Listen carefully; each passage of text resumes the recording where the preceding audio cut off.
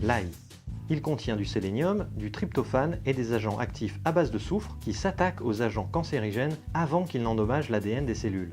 La lysine maîtrise le taux de sucre et diminue la sécrétion d'insuline, réduisant ainsi la croissance des cellules cancéreuses.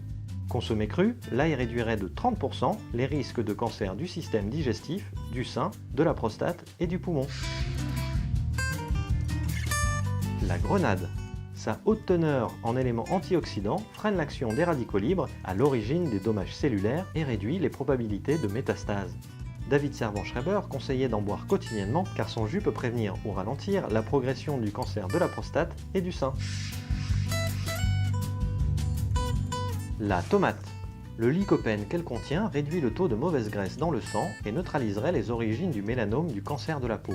Cuite et consommée au moins 2 fois par semaine, elle diminuerait de 20% le risque de cancer de la prostate, de la bouche, du côlon et de l'œsophage. Les noix. Comme les autres fruits à coque dure, elles sont source de vitamines B, E et riches en sélénium, un oligo-élément qui mène les cellules cancéreuses à s'autodétruire et les autres cellules à réparer leur ADN.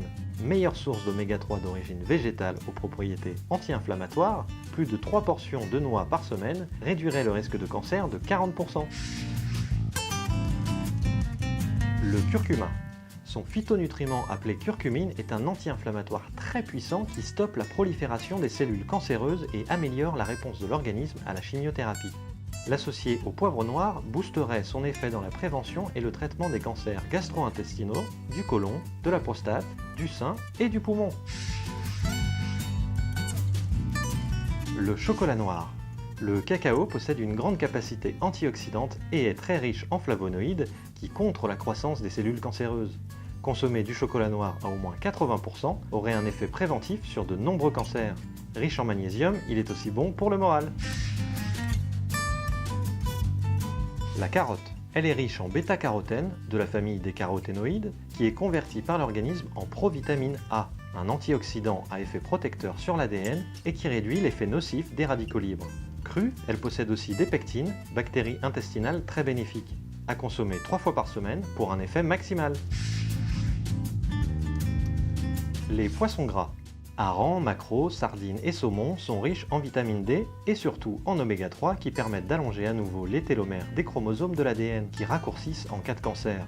Ils réduiraient ainsi le risque de cancer de la prostate, du sein, du côlon et préviennent des effets secondaires de la chimiothérapie. Le thé vert. Ses polyphénols et catéchines inhibent le développement des cellules cancéreuses. Ses propriétés antifongiques et antibactériennes absorbent les radicaux libres et luttent contre les agents pathogènes.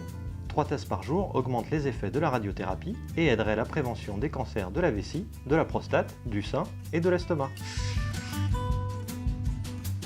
Le brocoli. Comme tout crucifère, il est très riche en antioxydants et fibres qui éliminent les éléments nocifs dans l'intestin.